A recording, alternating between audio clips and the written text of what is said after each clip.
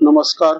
मी सूर्यकांत निंबाळकर, स्वराज्य agro YouTube चॅनलसाठी Phaltan तालुक्यातील 100हून अधिक ग्रामपंचायतचा कार्यकाल संपून आता मतदार यादीची चाचपणी होणार असताना जिल्हा परिषद निवडणुकीत व पंचायत समितीच्या झालेल्या निवडणुकीच्या वेळीच्या मतदार याद्या प्रसिद्ध झाल्या त्यावेळी असे निदर्शन आले की ज्या नेत्यांच्या घरच्या मुलींची लग्न होऊनही 10 वर्ष झाली तरी अजून गावातील होमपिच ताब्यात ठेवण्यासाठी त्यांची नावे मतदार यादीत असल्याचे निदर्शनास आले आहे.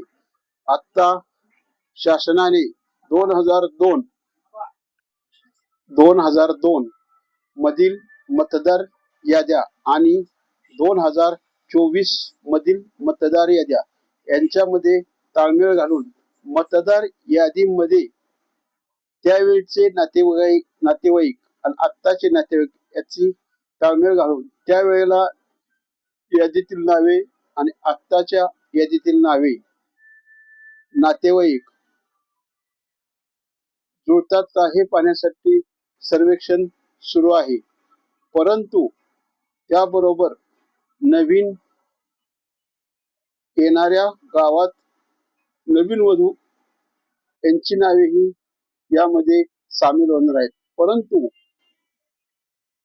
गावातून युवा होऊन बाहेर गावी जाऊन त्या गावात मतदार यादीत नावे घातली जातात, परंतु आपल्या माहेरी असणारे नेते मंडळाच्या घरातील मुलींची नावे अजूनही मतदार यादीत असल्याचे निदर्शनास येत आहे.